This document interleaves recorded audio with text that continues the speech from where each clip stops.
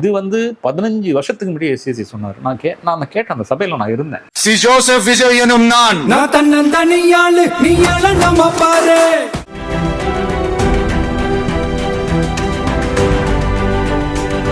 குட்டி குட்டி இன்ஸ்பிரேஷன்லாம் எனக்கு வந்து இப்போ நிறைய இருந்தது. என்னுடைய நண்பர்கள்லாம் சொல்லுவானுங்க, சௌத்ரி சார் ரொம்ப கடுப்பாகி தான் இங்கெல்லாம் வேணாம் விடுறேன், நான் விஜயை கொடுக்குறேன்டா அப்படின்னாரு. ஏன்னா எனக்கு ஃபர்ஸ்ட் படங்கிறதுனால என்ன வந்து அப்போ ஒரு 4-5 பெரிய ஹிட்டெல்லாம் கொடுத்துட்டேன். ஆரா நேயர்களுக்கு வணக்கம்.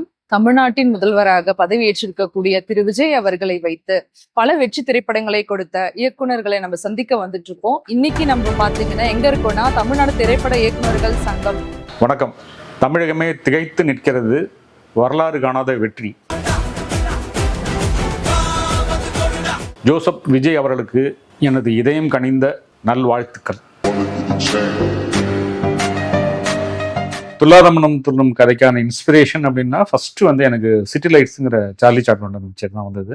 பட் என்ன அதில் ட்ரெமெண்டஸ் அப்படின்னா, இந்த துல்லாதமனம் துள்ளுமே வந்து ஒரு கொரியன் மூவியா வந்து காப்பி அடிக்கப்பட்டிருக்கு. அது நமக்கு பெருமை தான். துல்லாதமனம் துள்ளும் கதைக்கையோட இன்ஸ்பிரேஷனுக்கு வந்து நிறைய விஷயங்கள் ஃபர்ஸ்ட் எடுத்தோன்னே எனக்கு சிட்டி லைட்ஸ் வரல, வேற ஒரு ரியல் இன்சிடென்ட் எல்லாம் வந்தது. ஒரு எனக்கு தெரிஞ்ச ஒரு பெரிய நண்பர் வந்து ஒரு மனைவியை வந்து பெரிய லெவலில் படிக்க வைக்கிறாங்க. அவர் ஒரு சாதாரண ஒரு போஸ்டிங்லேருந்து படிக்க வைக்கிறாரு. அந்த மனைவி வந்து ஒரு பெரிய ஒரு போலீஸ் ஆஃபீஸர் ஆகிடுறாங்க. அப்புறம் அதுக்கப்புறம் வந்து அவங்கள டைவர்ஸ் பண்ணிவிட்டு வேற ஒருத்தரை கல்யாணம் பண்ணிட்டு போயிடுறாங்க. இந்த நிகழ்வு வந்து எனக்கு ரொம்ப பாதிச்சுது. இது பேரலாம் இந்த நேரத்தில் தான் சிட்டி லைட்ஸுங்கிற படமும் பார்க்குறேன். அதில் இருந்த விஷயங்களும் அதுக்கு கோயின்சைட் ஆகுது.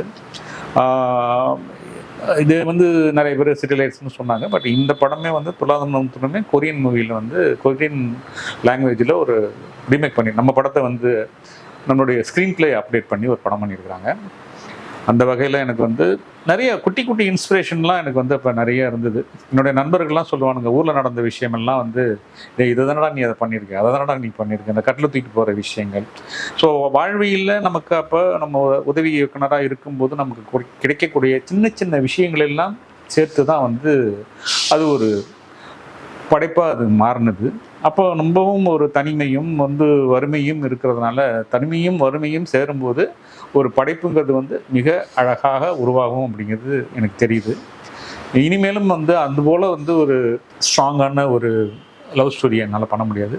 ஏன்னா அதுக்கு எடுத்துக்கிட்ட டியூரேஷன் அப்படிங்கிறத வந்து 8-9 இயர்ஸ் நான் எடுத்துக்கிட்டேன். நான் அதை படம் கிடைக்கல, எனக்கு உண்மையில் படம் கிடைக்கல, எனக்கு சரியான வாய்ப்புகள் கிடைக்கல. அதனால தான் வந்து புலங்க ஆட்சி ஒழிய மற்றபடி எந்த விஷயமும் வந்து நான் 9 வருஷம் கதை பண்ணணுன்னு தான் நான் பண்ணலை. எனக்கு வந்து வாய்ப்பு கிடைக்கல. இப்போ வாய்ப்பு கிடைக்கலங்கிறப்ப அந்த கதையை வச்சுக்கிட்டு நம்ம அலையும் போது வந்து ஒரு பெரிய வந்து ஒரு ஹார்ட் அட்டாக்கே, அந்த சின்ன இளம் வயதுங்கிறதுனால ஹார்ட் அட்டாக்லாம் வரல. இந்த நேரத்துலலாம் அந்த மாதிரிலாம் கதை பண்ணோம்னா வந்துடும் நமக்கு. ஸோ அப்படி தான் வந்தது அந்த கதை.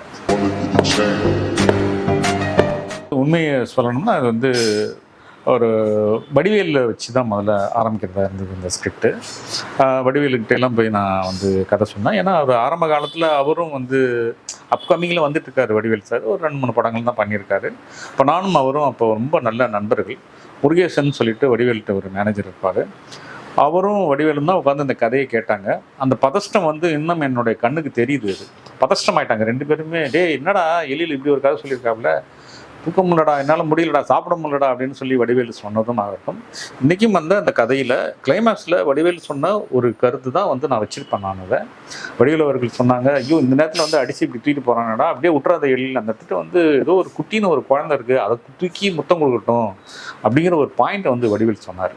இன்றைக்கும் அந்த கதையில் அந்த பாயிண்ட் இருக்கும். அதுக்கப்புறம் வந்து நண்பர்கள்லாம் என்னை திட்டினாங்க, என்னடா அப்போ வடிவேல் அவர்களுக்கு வந்து அவ்வளோ பெரிய பிஸ்னஸ் கிடையாது,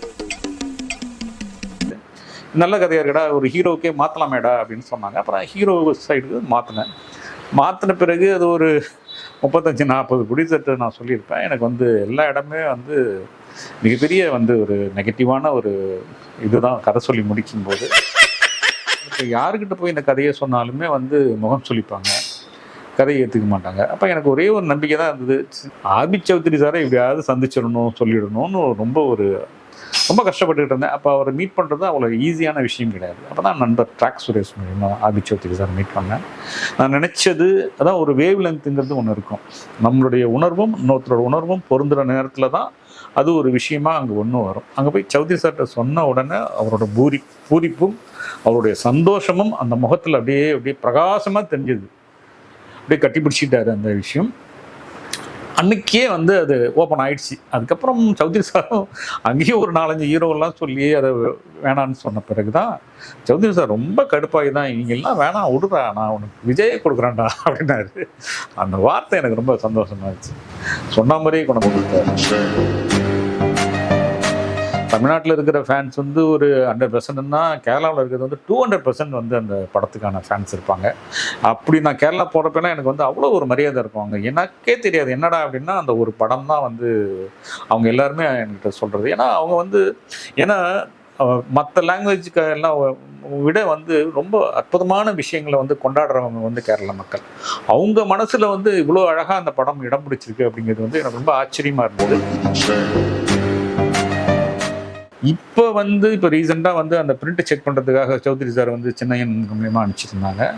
அப்போ நாங்கள் ஒரு 6-7 பேர் உட்காந்து அந்த படத்தை பிரிண்ட் செக் பண்ணுறதுக்காக பிரிண்ட் கிடைக்கல. ரொம்ப கஷ்டப்பட்டு ரொம்ப வந்து கேமராமேன் செல்வா சின்னையன்லாம் ஹெல்ப் பண்ணி தான் அந்த பிரிண்ட்டை சௌத்ரி சார் ஒரு 2 டேஸில் அந்த படத்தை ரிலீஸ் பண்ணுறதா இருந்தார்.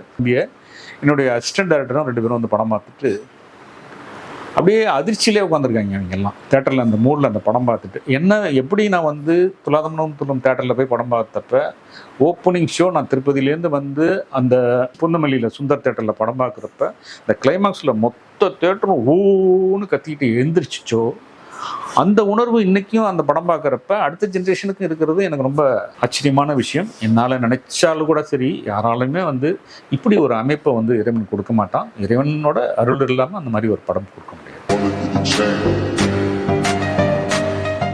சிஎம் கூட ஒர்க் பண்ணியிருக்கீங்கன்னு கேட்குறீங்க. அது பட் வந்து இப்போ வந்து நம்ம வந்து சிஎம்மை பற்றி பேசுறதுனா எனக்கு கொஞ்சம் பயமாக தான் இருக்குது.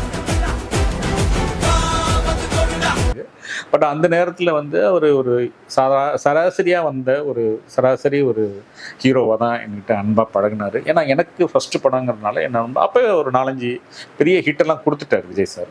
ஸோ அப்போ அவரோட இலக்கு வந்து சினிமாவில் டாப் நம்பர் 1ல் வரணும் அப்படிங்கிறது தான் அவரோட இலக்காக இருந்தது.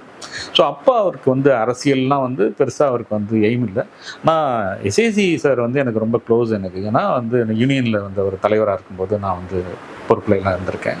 அப்போ அவர் அடிக்கடி சொல்லுவார். அவர் அதே மாதிரி தான் வளர்ப்பே வந்து என்னன்னாக்கா எனக்கு படம் பண்ணும்போதும் அவனுக்கு வந்து ஒரு பாட்டு கூடுறா அப்படிம்பார். பாட்டு பாட வைக்கணும், நான் அவரை வேறு மாதிரி நான் வளர்த்துக்கிட்டு இருக்கேன், வேறு மாதிரி ஒரு உருவாக்கிக்கிட்டு இருக்கேன் அப்படின்னு ரொம்ப தெளிவாக சொல்லுவார். அவர் அந்த உருவாக்கம் அப்படிங்கிறது வந்து அரசியலும் இருக்கா அவர் தெளிவாக சொல்லுவார். அவர் ஒன்றும் ஒளிவு மறைவே எஸ்ஏசிட்டு இருக்கவே இருக்காது. வருவான்டாகவன் கண்டிப்பாக வருவான் ஒரு நாள். எல்லாரும் முன்னாலேயுமே கூட எஸ்ஏசி சொன்னதை நான் கேட்டுக்கிறேன். என் பையன் கேட்குறான், சார் என்ன சார் சொல்கிறது, அடுத்த வாரம் தான் வரணுன்றாப்புல, என்ன சொல்கிறது, இது வந்து 15 வருஷத்துக்கு முன்னாடி எஸ்ஏசி சொன்னார். நான்